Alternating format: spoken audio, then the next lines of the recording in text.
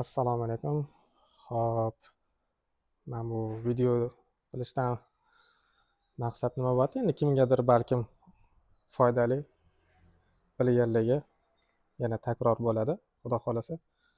Bu yerda ikkita narsa turibdi. Bittasi yarim tayyor. Ikkalasi ham hali yarim tayyor, oxirigacha bitmagan. Ikkita detal turibdi. Bu bo'yalishga tayyorlanayotgan mahsulot. Ikkalasi ham. Bunga shpakilovka surib hozir bir sidra shkurka o'tib olindi. Gruntovka astar berishga tayyor narsa. Bu уже astar berilgan. Bu yerda nima qilyapti? Mana astar tayyorlab olingan suyuq holatda o'sha kerakli normada. Uni cho'tkada berib, men ham oldin pistoletda separdim pulizzatorda. Bu meni sal vaqtimni olardi, chunki ishxonani changitib tashlaydi hamma yog'ini, nafas olish ozgina qiyinlashadi. Boshqa sushkada sepgan taqdirda ham bari sepayotgan odamning o'ziga ham zarari bor. Bu zararni birinchidan kamaytiradi cho'tkada surganni, ikkinchidan mana ich-ichlarigacha ham orasi kichkina bo'lgani uchun cho'tkada surganda shu ich-ichlarigacha ham bemalol mana kirib boraveradi. Bu keyingi qismda shu yana qaytib shkurkalanayotganda ochilib ketishini, turib qolishini o'zi shu MDFlarni bo'yaydigan odamlar juda ham yaxshi biladi. Ayniqsa mana rover o'tgan joylari turib qoladi. To'g'ri, ana qimmatroq MDFlar bor, Tatarniki yoki Eger MDFlarida kamroq bu narsa bo'ladi, lekin shu cho'tkada sursa bu juda ham yaxshi to'yinadi.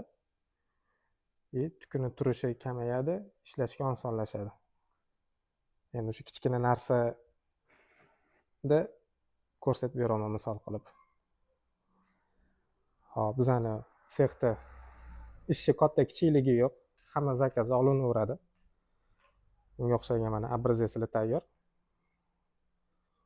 Bundan tashqari ishxonamizning shu seximizning quvvati deyarli mana bu oy boshidan beri hisoblaydigan bo'lsak, mana bitta zakaz turibdi. Mana bu mana yana bitta zakaz. Mana shu yergacha bo'lgan qismi oshxonaniki. Mana bu yana bitta zakaz turibdi. Naryoqda mana yana nechtasi kutib turibdi. Bularni ayrimlari уже tayyor teshilgan holati, shkof bo'lgani uchun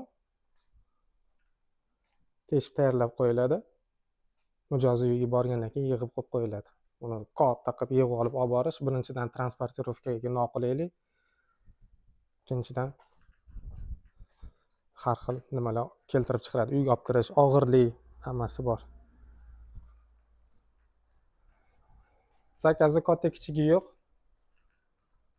Hammasini qabul qilaveramiz. Vaqtida yetkazib berishga harakat qilamiz. Bularning ham turishini sababi biz aytilgan vaqtga ulgurilgan hammasi qilib bo'lganmiz. Mana bu yerda yana bittasi qolib ketibdi. Ochiqni aytsak, biz mijozi uyini joyini tayyor bo'lishini kutyapmiz. Mijozi joyi tayyor emas. Bizga aytilgan vaqtga ulgurmayapti. Endi u yoq tomonda nima kam ko'stili, nima muammo bo'lyapti, o'zlariga aniq qilishadi. Xo'p, kimga nimadir xizmat kerak bo'lsa, bemalol murojaat qilaveringlar. Foydali bo'lgan bo'lsa maslahatimizni inobatga olinglar. Kimdadir yana nimadir fikr bo'lsa, beringlar, qilib ko'ramiz.